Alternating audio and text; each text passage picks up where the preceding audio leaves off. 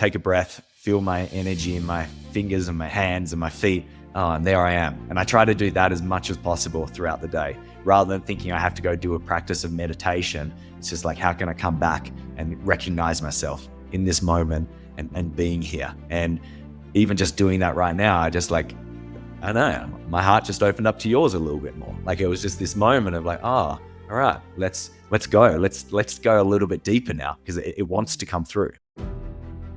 Welcome to the Legendary Podcast, an invitation into intimate, soul-bearing conversations with the gods and goddesses of our Burning Man camp, the legendary playground of the gods.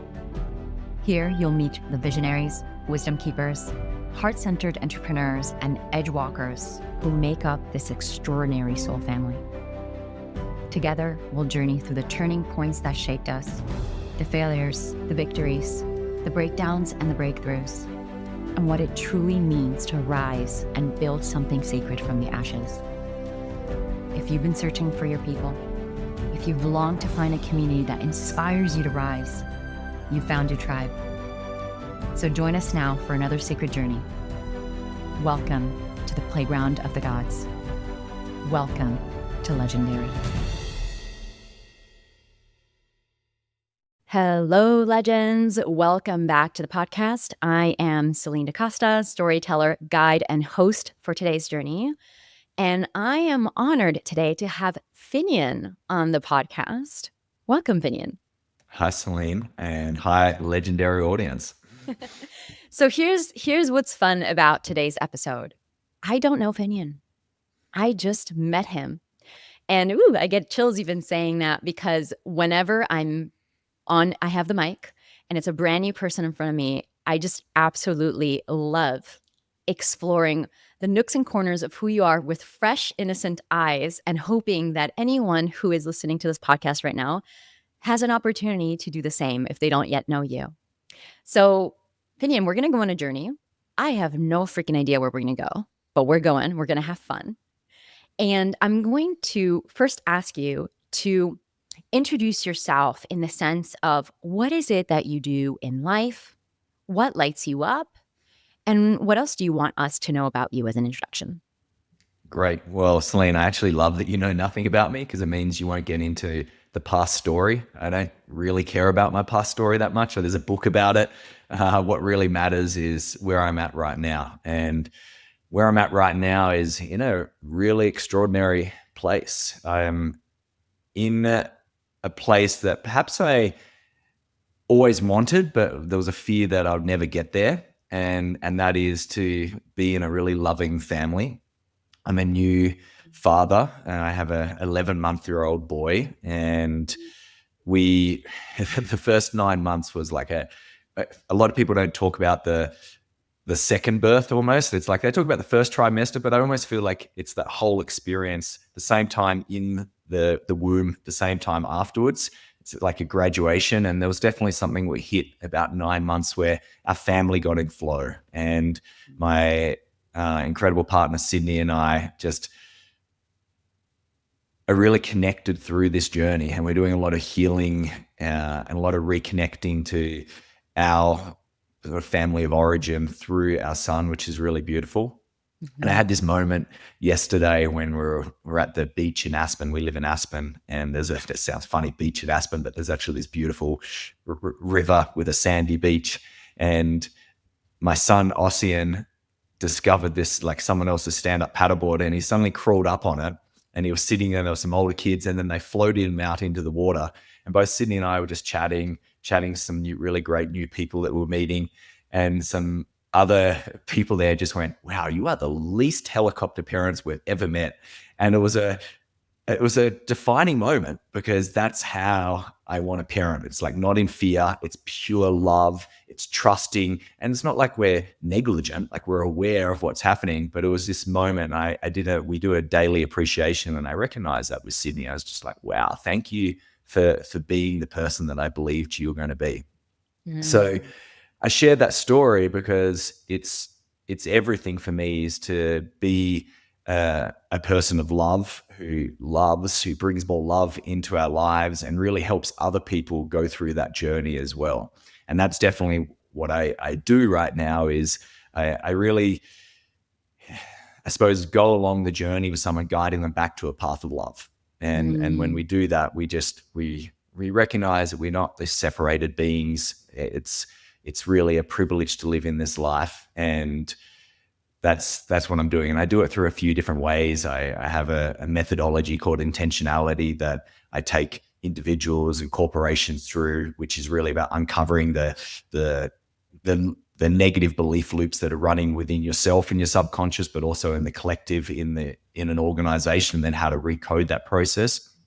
And then I now have a physical space called Cascada, which is a thermal wellness resort in Portland, Oregon, which is incredible. It's like the best bathhouse plus wellness classes plus incredible food plus boutique hotel rooms. And it's just the most crazy mega project that we're now rolling out into other locations across America. And then I have another business called Omnia, which is an activated network of really conscious entrepreneurs who have had a lot of success, and they recognize they still want more, but not in the material sense. They want to have that more of that feeling. So everything I do is about feelings-based approach rather than material outcomes. I love it. I have a series of questions for you, but the first thing I love for you to unpack is when you say they're looking for that quote unquote feeling. What feeling? Yeah. So really the feelings, it's up to the individual. I believe we're all really looking for inner peace. That's if I had to break it down to one thing, that's definitely what I've been looking for my whole life, and I may be projecting that onto others, but from enough experience, I feel like that's what most people are looking for. And the reason why I got really focused on a feelings-based approach is I went through, I was a very goal driven person, and I actually used goals and visions as a way to escape. It was a beautiful coping mechanism, and I achieved a lot of success and a lot of impact. But when I had to be honest with myself, it was an escape from how I was feeling in the present moment. I would extrapolate out into the future, a vision for something, and that was a way to go, well, I don't have to deal with this right now because this is going to feel great. And I didn't even know what it was about a feeling. I just knew that it was what it was not what I was having right now. And then often I would reach those goals and those visions, and I was let down. I was like, I'm still feeling the same. And actually I'm feeling a little bit worse because the illusion became crashing down that this thing that I'd created a story about didn't meet my needs. And it was during a deep transformational period that really helped me connect to my essential nature. I woke up one day and just went, I never want to feel like this again. And that's when I realized, the whole thing that I've been looking for is a feeling. And that's really the only reason why we ever want something external, is to give something an internal feeling. And I went, I don't want to waste another 5 years potentially going on the wrong path to not get the feeling that I wanted. So I flipped it and went, well, I can get feelings right now. How do I create a life more of that? And I just started focusing on these feelings. And I realized when we do that, it gives you a sense of agency because you can do it right now. And we all can do that. Like there's ways, if you have a desire to feel more inner peace, there's some things you can do straight away. You could just take a breath. You could walk in nature. You could stop reacting and just be with the inner experience. And that's really why change doesn't have to be hard or long. It can be instant. It's that moment where you recognize that it's all here. And this is the beautiful thing about peace and the other states I talk about are love and joy. Like I think they're some really heavy states that we're looking for. But when we really connect with it, we recognize there's no searching for a feeling. The feeling is already here. It's just a reconnection. And there's something magical about that. And that's what I really focus on, walking my path and then helping other people remind themselves, like even this idea of healing, like we don't need to heal. We just need to remember. We need to reconnect. We really already are divine beings. And we had this conversation just before, if you mind sharing this, like you were a little bit late for the podcast because you were having this download, a soul connection. And it was this funny thing about you, and you might be able to share it better, but it was like, I don't want to launch this one thing because what if I'm not a perfect soul and I'm talking about this soul reconnection? And the idea that there's even like something to be until you can do that, that's a disconnection from the soul. Mm-hmm. And the fact that you're getting that message and that download shows that you are living and breathing it. It's transparency, it's vulnerability. And that's very different to a lot of the language which is out there, which is all about like become someone, be better. That by nature is creating separation sometimes. Mm-hmm. Mm-hmm. Thank you so much for sharing. I love the delight of getting to know you for the first time, because I can see in real time the parallels that and the resonance that we share. Mm-hmm. And when you're sharing about, well, first of all, you said, I don't know if I'm just projecting it or not. I don't feel, also being someone who works with high achieving leaders, I don't sense that you are projecting. And if you are, it's a great thing to project out of all the things you could be projecting. But what I'll share is one of part of my work is before really before we get to the phase where you excavate your story and share it, I take people through what I call the soul service blueprint. And within this, creation of the blueprint is really about how do we strengthen your internal architecture so you're incredibly clear on your mission, your values, like your principles, before you go and craft a story that is externally facing. And one of those processes is really excavating what the deeper why is. And this is where a lot of people get tripped up, because they think that the why is, well, I help people, I do this, or this is what I need to do for society, for the outside. And one of the exercises I run my clients through is, hey, you are on a deserted island. There's no one you need to please. There's no children you got to take care of. There's no husband or wife you got to come after. Why do you exist? Why do you breathe? And what I realized is that ultimately, as what you're saying, it is about a feeling. It's how we do our why is not some polished sentence, I help sentence. That's the what. That's the what do you do with that fuel. But the why is what is the what I refer to as the emotional cocktail you want to drink every morning. Like, what is it that you're infusing and you're waking up to every morning? And what I also realized is that it's so freaking simple. If you think about, are you familiar with Abraham Hicks' Yeah, I do. emotional scale? And you look at, the highest vibrating emotions, love, joy, bliss, freedom. It's just a combination of that. And maybe for me, it's love, peace, freedom. And for you, it's joy, freedom, peace. Like that's what you would check off. Like your top three would be slightly different, but it doesn't really change that our desire is to live from that space of internal peace and freedom and love and joy. And that's who we are as human beings. And so I love you sharing that, because I so resonate with that deeply. And, my question for you, Finnian, opinion is that I know that we're not going to excavate your past from a place of, ooh, let's tell all of the story of who you are from beginning to end. We're not going to walk down that timeline. But for us to be in the kind of place where we can have this conversation where you're so connected to the importance of family and healing family, or, overcoming family dynamics, or whatever semantic word we want to use.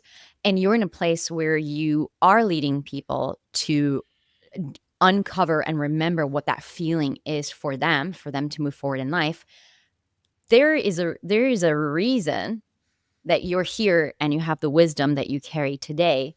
And I'm really curious, if we trace the roots, is who were you before you became the leader that you are today? What had to happen in your life for you to arrive to this conclusion where you can walk forward instead of look back? Yeah, well, thank you. And I really love your approach. And there's been a beautiful journey on the purpose journey, and like having a vision statement, a purpose, but it was still creating a lot of separation. It was about, I have to do something for someone else. So the way you're guiding that back to your individual experiences is wonderful.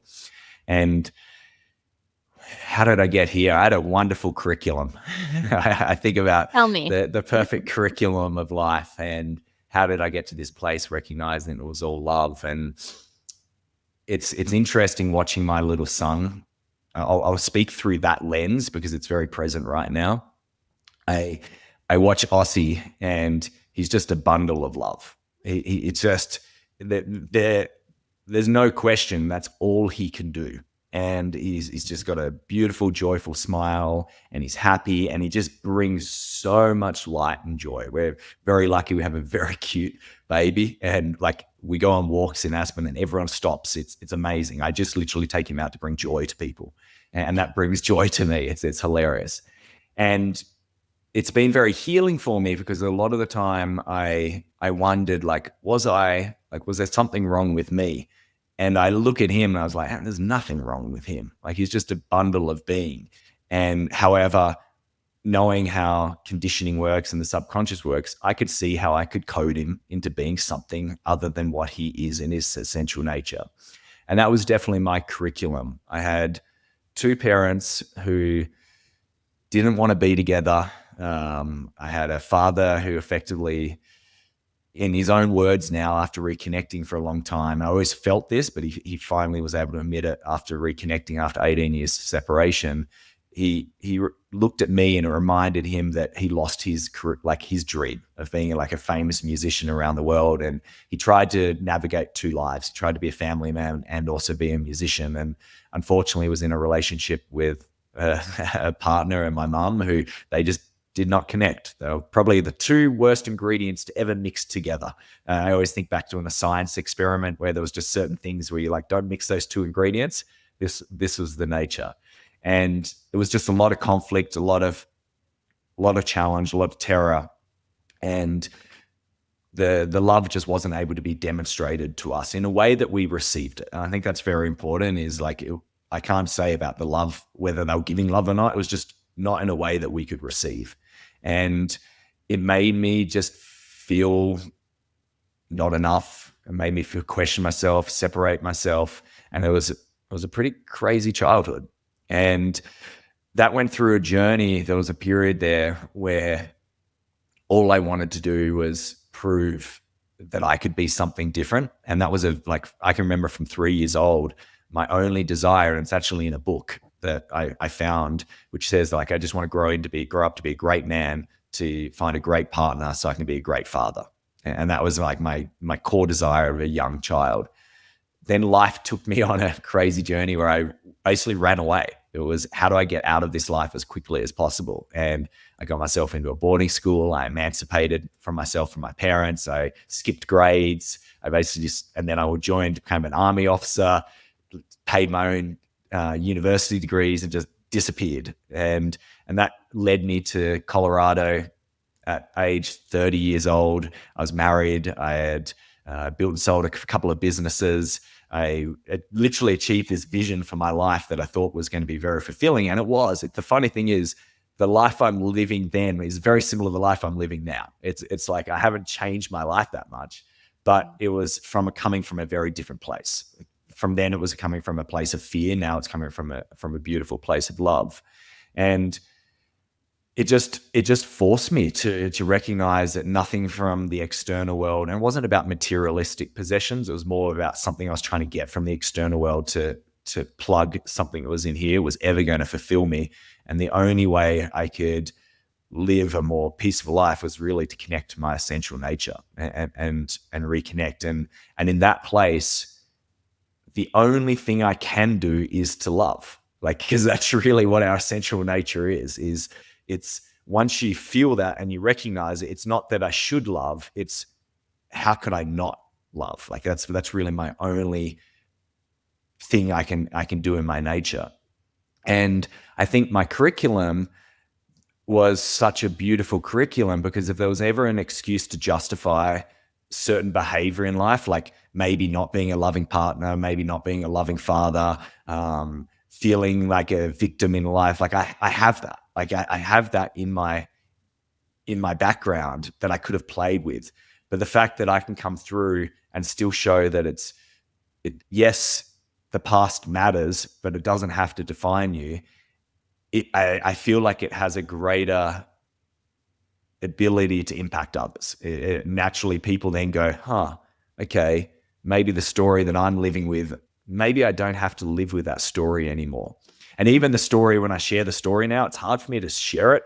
And I have to remind myself that it's important because it helps other people connect to the story. But I'm so oversharing my story. It's such a funny thing, because like what I want to do right now is just like, this is who I am right now. And it's what goes back to how we were at the start, is so many people perceive me through a lens of, I don't know, what I've done in the past, or how I show up, or how I make them feel, because they've learned a bit of my story, rather than like, hey, where I'm at right now. And that's one of the challenges when you go on this growth journey, is people are looking through the lens of how they see you in the past, rather than who you are right now. And that's you've probably experienced that yourself. That's one of the most confusing I was things, is gonna like, say, it yeah, sounds like your story just needs a refresh. yes, yeah, yeah, Because yeah, when people get tired of telling their story, it just means that it's been digested, and the way it's being told, um, it's like the way I see it as a metaphor is like it's brittle. It's all the utility of it has dried up, but it's not because your story in itself isn't useful, because we meet, even though you have arrived to this knowing that it's all about now, there's so many people who are a few steps behind, um and you meet them at the level of consciousness that they're at, so that they can see you. And story is an incredible vehicle for which we can take people on a journey. But if we are feeling like crunchy around it, it's just a matter of changing the story. Same yeah. And story, evolution of it. I agree with that. And in my coaching, in my work, when I speak, like, part of what I do is I bring what's present in my life Mhm. right now, and like what's happening. And I trust, like, there's a lot of times where I'm sitting there, I'm like, really, am I going to share that right now? But I have to trust the message that's coming through, and I go, all right, share that. And when you share it and you see like their face drop, you recognize, oh, this wasn't really about me. This is about something they needed to receive through this experience. Yeah. And that can be incredibly powerful. And Yeah. and that's where I really love the story, where it's, oh yeah, this is what's present right Yeah. now, and maybe that could impact you. And Yeah. also that I am imperfect, I'm human, I go through the same challenges, and that doesn't mean that I can't help you. Actually, it's probably means I can help you even more, because I've had to work through this myself. Mhm, mhm, mhm. Yeah, and, we learn through metaphor, and so Mhm. I even think about, I have a beautiful mentor whose philosophy is very much, I'm in the moment, I'm in the present, and there's moments where we're working through something, and then she will just pause, and she'll share a story, she'll pull from the archives, and she'll share something, and I'll be like, "Oh my god, you went through that too? You, like, stumbled over that? I thought you were perfect," which I know isn't actually, Mhm. but it's like, "I thought you were so over this," and she's like, "No, I used to." I had a mentor who was like, "I used to smoke a pack a day and, like, drink half a bottle of wine per day," and I was like, "You? Out of all people, you're vegan," Like, it's just, and it helps us see each other and connect and be more human. And in the spirit of that, I'm very curious if we were to do a quick scan through your archives and zoom in on the moment when everything you knew about yourself cracked open. Because I sense there's a moment where you went from, okay, I'm going to live this way, to wait, wait, wait, wait. No, the feeling like there's something more. It's important. What is that? What was that moment for you where you just cracked and realized there was a different way? So there was a series of moments like linking up with each other, which was almost like one giant moment. However, the That's one the I want to, one. yeah, the one Double click. That's the yeah, one. Let's yeah. expand. Well, the one I want to share is after my wife and I separated, previous wife, I walked the Camino de Santiago pilgrimage, which is a 500 Ooh, mile chills. plus pilgrimage across Spain, starting in the France, and then walking over the Pyrenees and going across. And it was a journey for me. I was very physical and fit, and like the physical part of it wasn't that hard for me, and that's normally the bit that people struggle with at the start.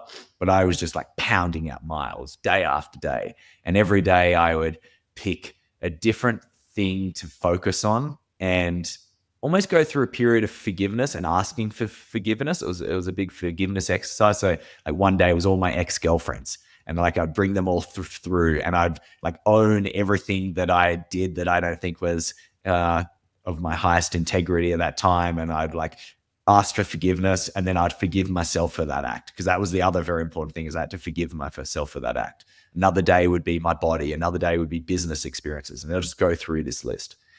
And it was a beautiful thing, but I was also like tormenting myself and beating myself up.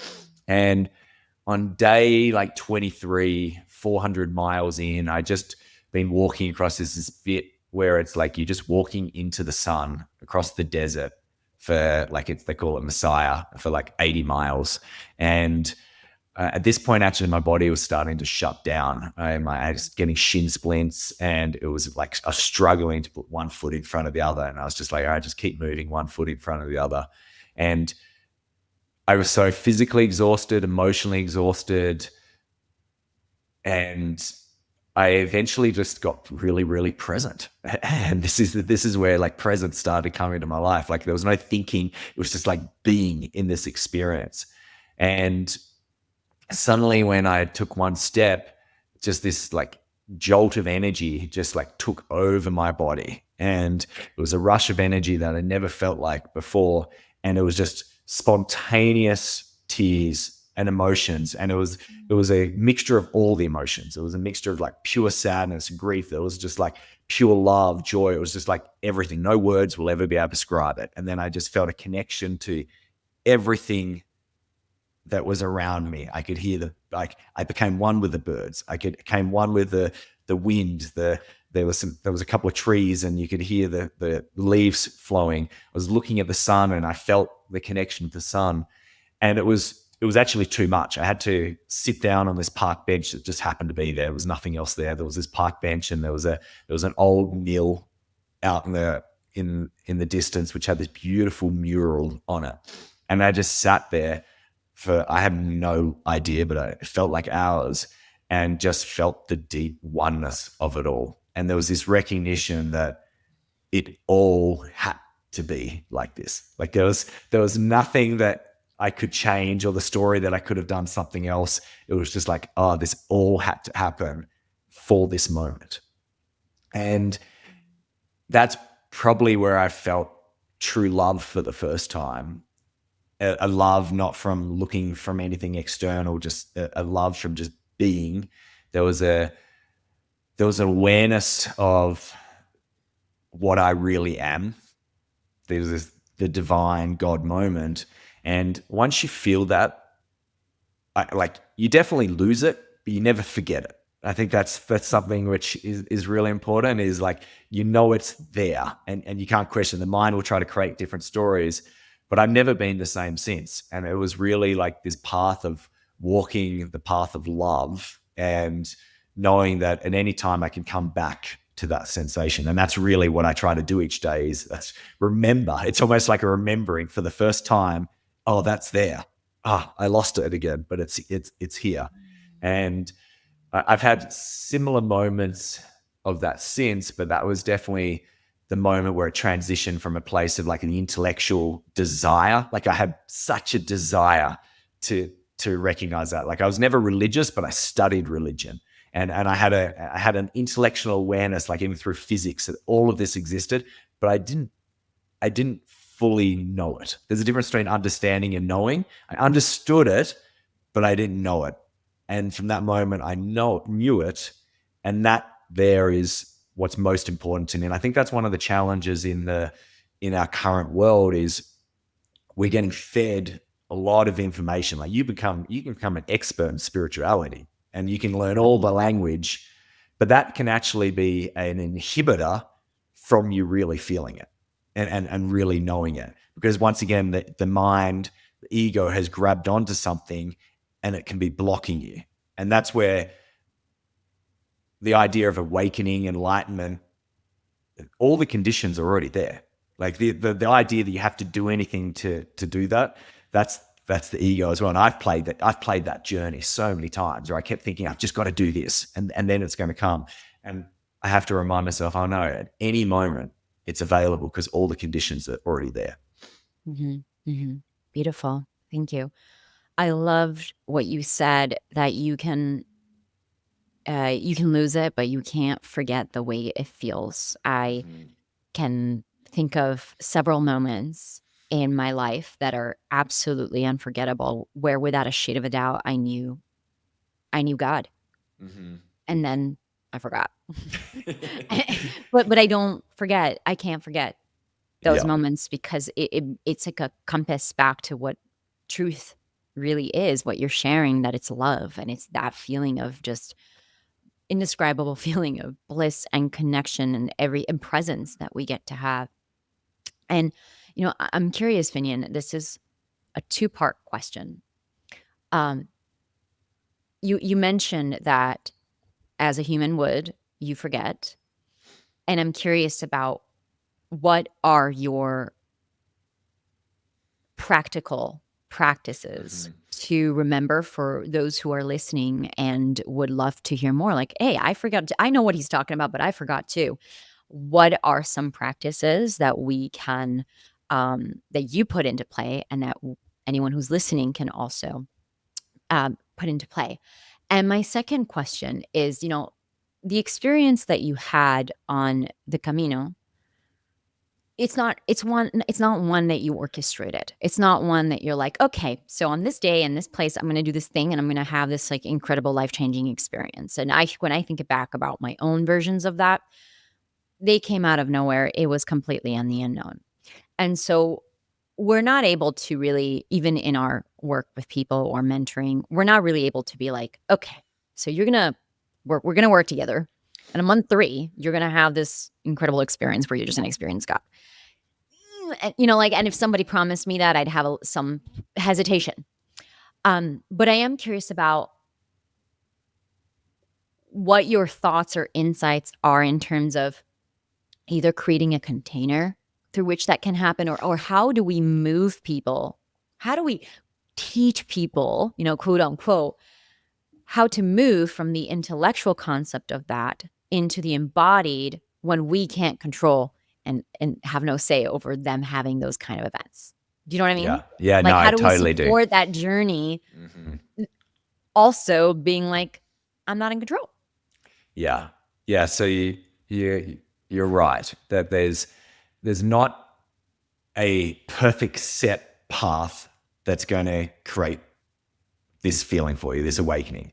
And the idea that there is the path is or my path, already some warning signs. It's really like your path. But there's certain things we can do to help create an environment that might be conducive to growth. Just like when we think about when we're a gardener, there's a lot of nature that just happens, but there's things we could do to support that little seed to grow into a plant, like nourishing with water, giving it sun.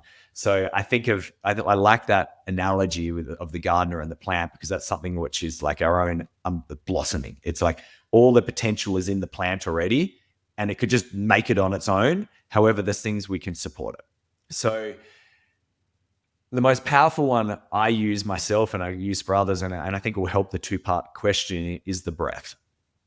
The breath is something that returns us to the present moment. Like, just by suddenly, if everyone just right now just went, all right, what's my breath doing? You start recognizing, wow, the breath has just been running the show, doing its own thing. But actually, I can guide that breath by just bringing some conscious awareness to it. Maybe just bringing awareness. I'm suddenly like, I just dropped down and I just let an exhale out. And suddenly I started feeling a little bit more centered, a little bit more peaceful. And I came back to a little bit more of my essential nature. So I use a lot of the breath. How I do it, and this will answer the two-part question, is when I guide a breath journey, a breath concert, which I'm going to be doing at the Burn for the camp, which will be amazing on Friday.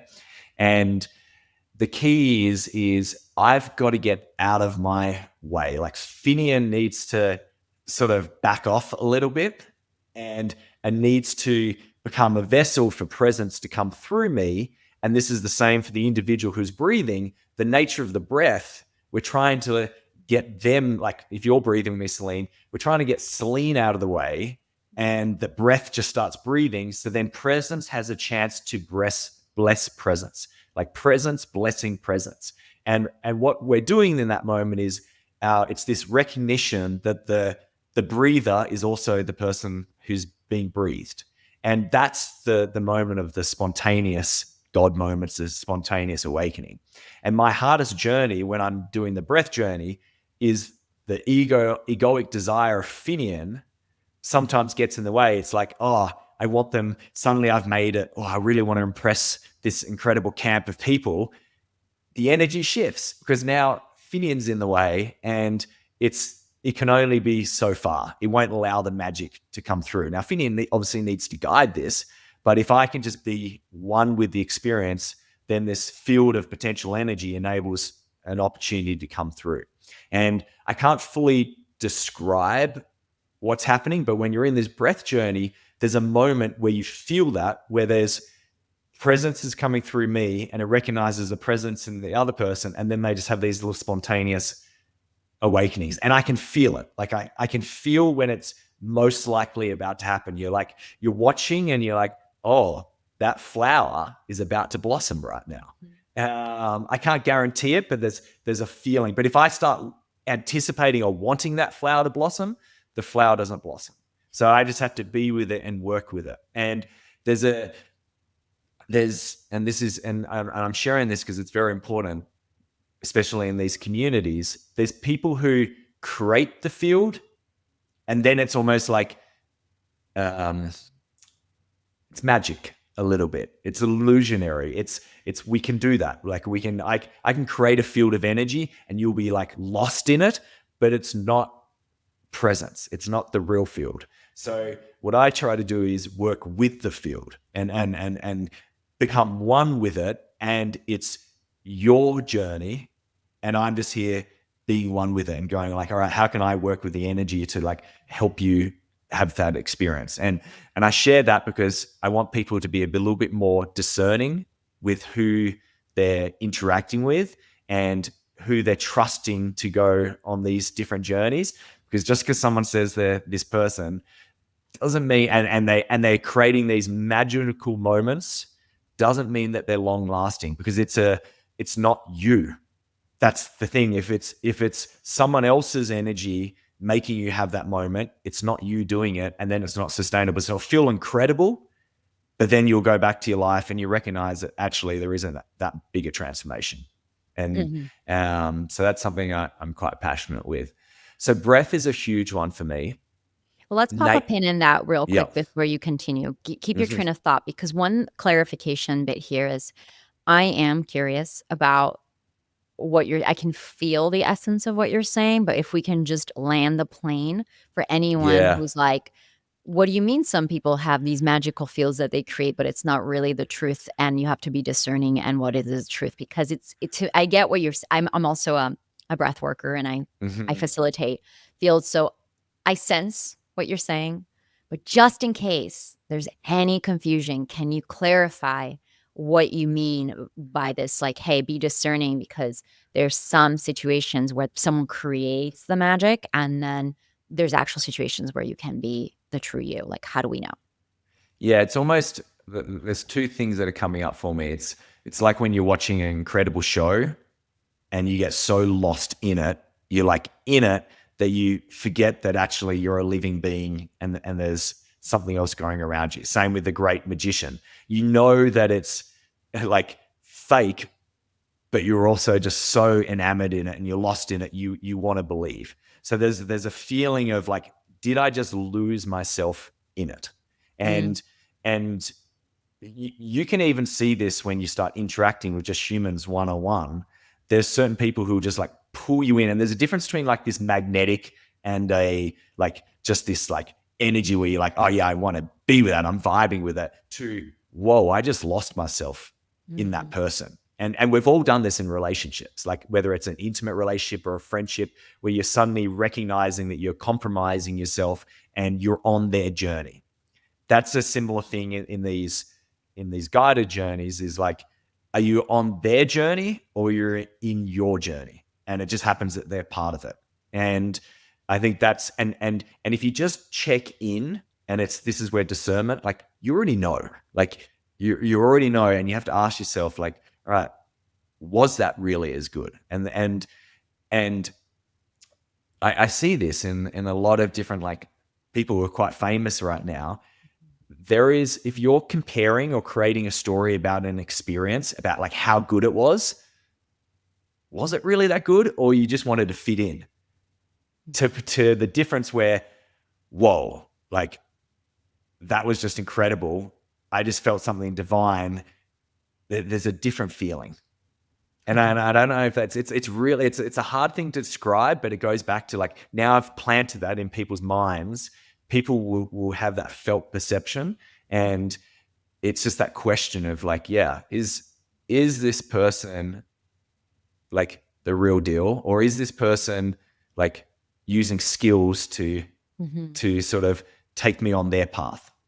Yeah, as I understand it and have experienced it, the sensation, the way that I would describe the difference is like what I love the example you used. It was when there's a magician and you lose your consciousness leaves your body and it goes into that person's magic trick, right? And that's the whole premise of the magician, is that you're so distracted with looking at whatever thing he's distracting you with that you're not actually seeing the mechanisms of what's happening underneath. And the magician does the trick and you're lost in the trick. And then when they reveal to you that the thing is missing, you're like, oh, where'd my watch go? Where'd the thing go? Like, you don't even realize it. And so I find that in fields with, breath work or healing fields, it's that act of, oh my gosh, this person knows so much, or this person really has the answers to my ailments, has the answers to the thing. And so I see people that will like either self-abandon or put their eggs in that person's basket in hopes that they will receive whatever that person appears to be embodying or having mastered, as opposed to navigating any field in keeping, being present with yourself and realizing, oh, there's some gold, there's something for me to take. I will not be taking that on. Thank you very much. I'll take that. That I'll take as well. And being able to actually not abandon ourselves as we are going into deeper states of consciousness. That's how I've understood it, and Perfect. also based on, Yeah. is that a good Yeah. summary? Yeah. No, it feels very good. Perfect. Okay. Well, without further ado, so we have the breath. What Yeah. else? Nature is like my medicine. I just had this experience the other week where I normally do these like monthly, like solo, just out in nature, disconnect for the period. And I recognized I hadn't done one for a while since my son was born. And I just went out for 24 hours and I was like, oh, there I am. Like I forgot who I was a little bit, and it just naturally grounds me. And you see the beauty in nature and it just like comes back to you. And then that like reflects back what's inside of me. So that's been wonderful. A good relationships, super important. Like there's something around being around very grounded people who can mirror back to you. Like I'm actually at a client's place right now, but he's a deep friend. And we had this incredible meditation together last night where I was guiding through it. And as I was guiding him, he was recognizing himself. And then that enabled me to recognize myself more. And then we just kept on, like, I could just feel this like bouncing between us. And it was just such a remarkable experience. And I was like, oh, that's right. Like, I don't have to perform or be a particular role. It was just a trust that we have between ourselves. And then that created more trust in myself. So when someone trusts you, it naturally creates more trust in yourself. So having really good people in your life is amazing. And then I just have a lot of like daily practices to work with my mind. So like morning intention settings. Obviously my book's called Intentionality. So I would be setting intentions each morning, and they're really around feelings, and I feel myself. At the end of the day, I have a reflection activity where we like go through about our favorite moment of the day and like what we're grateful for. And then most importantly, like we reflect on how we went against our intention and what did we learn. And then what we appreciate about each other with my partner and I. And that's just a moment, even if we had a really challenging day, there's always something we can appreciate about each other. And it just enables us to ground in love. So they're probably my biggest practices. And it's interesting, the more there's a natural progress. Like at the path at the start, I was like, did so many different practices, and I was very disciplined. And now it's as simple as just like, take a breath, feel my energy in my fingers and my hands and my feet. Oh, and there I am. And I try to do that as much as possible throughout the day, rather than thinking I have to go do a practice of meditation. It's just like, how can I come back and recognize myself in this moment and being here? And even just doing that right now, I just like, I don't know, my heart just opened up to yours a little bit more. Like, it was just this moment of like, oh, all right, let's go. Let's go a little bit deeper now, because it wants to come through. Beautiful. Thank you. And, these practices are all ways for us to, I hear almost, I don't know why that quote that comes to mind is, luck is when opportunity meets preparation. Uh-huh. And when you're, and as you're speaking, I think about, like that moment. It's not luck to have these moments where just literally your heart opens and God appears and you remember all of it. It's preparation, which is, what you're saying, breathwork, nature, being the art of learning how to be present and how to do these practices that open our heart and open our soul to deeper listening. And then opportunity is the mystery, like it's like, it's going to happen when it's going to happen, but you know that you're ready to actually receive and meet that moment when it does.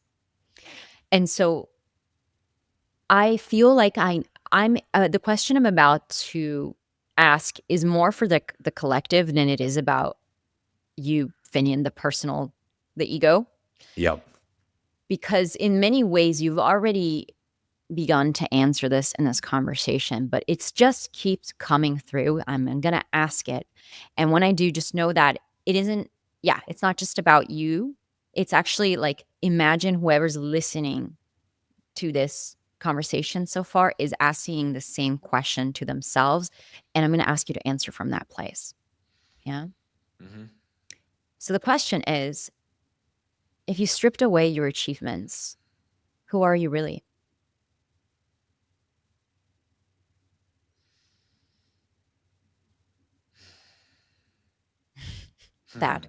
That's the answer, folks. Yeah. We're done. But also, words they're entertaining. You feel it though, don't you? Like, I it was do. like, I felt it. there was a sensation just straight away. Breath. It was like, it was a sinking, and it was dropping from mind through heart deep down into my gut. And it was just like, oh, it was poetic because it was literally the breath, as you said. I got the whole transmission, and words are entertaining. So let's spin some and phrases. It's a sinking down into something that's just there, that has always been there, and it's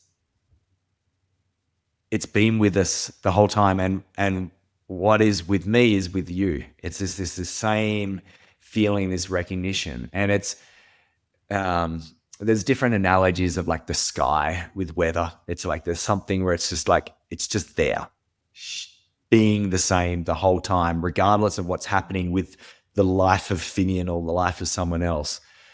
And when we connect to that, it's the infinite, and it's also the achievements. It's like one and the same.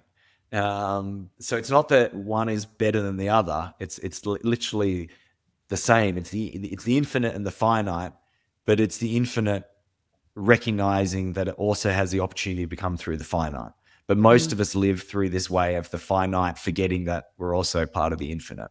And I spend a lot of time there. Like, it's wild. Like, it's, even though I've had these recognitions, there's so many moments, and my partner is a great humbler. She's like, hey, like, remember, like, just where you were like 2 days ago, like, that's the place. You don't have to do anything. Like, just come back to the place and it's already unfolding perfectly. So what I really, and this is something I had to do myself, like, I had a value for a long time there that was be better. And there's beauty in that. It was this idea of like constantly growing and everything like that. But then what it was doing for me, and this is where the intention and the meaning behind words are very important, was actually what it was for me was saying that I'm not good enough now. And so I kept thinking that I need to be better. And there was a realization that, whoa, that's creating separation, and that's actually not making me feel very good. So I let go of that value of being better. Now, does that mean I'm not becoming better? No, it's just trusting that just like a flower has to blossom, I naturally have to do that. I don't have to force myself to do that. I just have to become what I really am and feel with that. And whenever I get a little bit caught up in the achievement world, I remind myself, do I actually need to be driving this? And you've probably all felt this, or would it just have happened naturally anyway? And I talk about with manifesting a lot of the time, there's certain things that I just know that are going to happen. And so I don't have any time pressure on it, because if I know it happens in eventually, do I really care if it happens right now or others? And like I'm working on a TV show right now where it's like this manifestation has been wild, and I'm just watching it, I'm playing with it, and I'm not attached to it, but I have this conviction that it's going to happen. But then there's other things where I'm like forcing it and trying to drive it, and I'm like, hang on, Finn, like this is a universal principle. Like, why are you driving in this area but trusting in there? And it's because I actually haven't got to the place where I trust it yet, and I haven't felt it. And no amount of driving or achievement is actually going to get that for me. And this is where the story is so important. I have to remind myself, okay, actually, maybe the best thing to do is go back into nature for the next 24 hours, even though I feel like I've got these deadlines, and come back and trust the unfolding process. And this is the human side of me that I really want to share with everyone, is because here I am, I'm out there teaching this. This is what I do. I help other people do it. And I have so much evidence of me doing it as well. But I'm almost split personality in my life. I do it some areas, and then other areas I don't. And that's definitely my practice is, if it works in one area, it can work in all areas. I love it. So I have, as I'm listening to you speak, I'm being guided to ask a question. So I'm just going to ask it, and we'll see how we go from there. What is a truth you're still afraid to speak? Oh, saw that. Yeah, no, it's a great question. Gulp. Yeah. For anyone who is looking at the video, gulp. It's something I'm constantly trying to excavate. Like, I'm trying to look for it each day, because you get more and more cunning. And I'm like, I can be very cunning to myself. And there's quite a few. One big one with truth would be,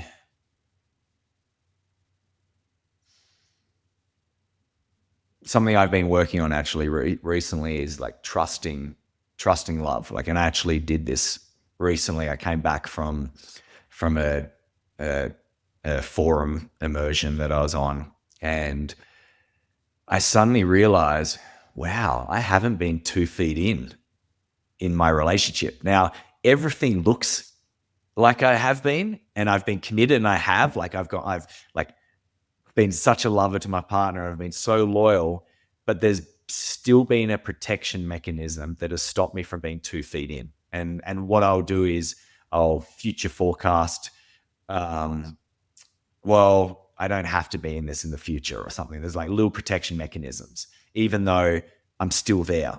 And what that has done, and it was really hard for me to admit this, was I think it created a feeling of maybe not security or safety for my partner. And I came back and I actually shared this with her. And I went, I'm really sorry. I don't think I've been 2 feet in. And she goes, yeah, I've felt that, but I know you're here. But I tested that a little bit more, and I went, but what else has that been doing for us? And this is just literally in the last few weeks, I just went, I'm 2 feet in. And the energy that has shifted in our relationship, it's wild. And the things that I thought was the reason why I couldn't be 2 feet in, they started just dropping away, because it was me. It wasn't her. It wasn't her problem. It was actually my energy that was creating this dynamic. And that's something what I'm seeing in other areas of my life as well. I'm like, where else am I not 2 feet in? And it's funny, once you have this awareness, it's like something that I didn't think was that big a deal. It's such a big deal for me now. Like, whenever I feel that feeling of not 2 feet in, I get such angst. And that's what I must have been in like for the last 7 years of my relationship. Like there was this internal angst that I didn't realize was there that was being caused by me. Mm. So that's a confronting truth where you think that you weren't getting enough love from someone else, and recognizing that actually you weren't giving the full love. Mm. Thank you. Thank you for sharing that vulnerably. And also for my clarification, you said to fit in? 2 feet. 2 feet. 2 Sorry. feet? Yeah, Okay. that's I'm like, the 2 feet, Australian 2 feet, 2 accent. feet. What is he saying? Okay. Yeah, Sorry. You were 2 feet in. Yeah. 2 feet in, as in all in. Oh yeah, Okay. and it's I needed to that. translate that for our Yeah, yeah, and non-Oz. it's definitely, definitely, and it's yeah. Even though I was there the whole time, Yeah. a little bit of leaky energy, and it Yep. wasn't like leaky energy of like being in other relationships or anything like that. It was like there's nothing there. It was a feeling of like I can get out of this, or I can protect myself. And like love, you can't protect. Like this is one of the crazy things. Like when people, and this is something I do in breath journeys, and it's funny actually as I'm hearing myself say this, I go like the idea that you need to protect your heart, like that's your ego lying. Like the heart is just fire. It's so strong. It doesn't need any protection. Love is love. But my ego was creating a story that I needed to protect myself. And what it was also doing wasn't trusting my future self. It was this idea that if I don't like create these little way outs now, I may get trapped in the future, or I may be in a really unhappy relationship. And that was what it was for me, was I didn't want to replay my parents' relationship where they would have conflict and be unnice with each other and do that to my son. It wasn't really about us. It was about what I'd do to my son. But even that story is like, what? You don't think future Finnian you can trust? Like, why do you have to protect future Finnian? Like, just trust the future Finnian is going to be wiser than he is. This one is. So you're kidding yourself that you need to worry about this. Just go all in. And if you one day wake up in a horrible relationship with so much conflict, you'll have enough discernment to get out of it. And that's been the big shift with me, is recognizing that, yeah, you'll work it out in the future. Beautiful. Thank you for sharing that. And I love what you said around you don't need to protect from love. It reminds me of one of the key teachings from one of my teachers who would say love is the protection. You don't need to protect from love. Love is the protection. And there was an exercise that she ran me. It was part of my training was an exercise where basically I would say we each sat in the middle of a circle, and everyone in the circle would psychically attack us. So like thinking bad things or like projecting stuff, whatever judgments they had. And the exercise was, how do you stay in your heart and just feel that your heart and being connected to love, and these are just projections and these are just illusions, is the ultimate protection. Now, do I practice that with utmost pristineness? Not really. But it does, like you said, it's one of those things where you don't forget, in those moments of, oh, I need to protect myself. It's just I'm okay. I'm okay. I'm okay. And what I also love about your share is that it really brings our entire conversation into full circle, because we started this conversation around the love and joy that you have in being a father, and the ways that you are now in journeying with the curriculum of what it actually takes to open up to love even more from a family standpoint, and to resolve the parts of you that where you were feeling stuck, or where you're still acting out of fear because you're your own childhood, so that you can create an environment for your son to be free to be who he is, which indirectly you've just answered. When you were saying, well, I'm in the space of like unraveling family dynamics. Here we are, and now it makes sense how you're actually actively doing that. So thank you for doing that. Thank you for sharing so vulnerable. And as we reach the beginning of the end of today's interview, I want to ask you a question that I ask everybody that comes on this podcast. And I want you to answer just whatever comes through first. Ready? Mm-hmm. Okay. What does legendary mean to you?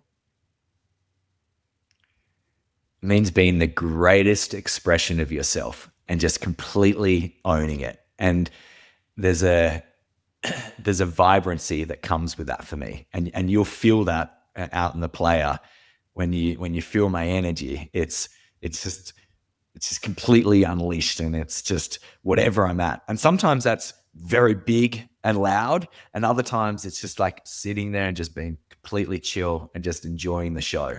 And I like that idea of like the show. That's almost legendary. Is like, be such a legend, you can just enjoy the show of life. I love that. The show of life. That's something I'm going to bring with me.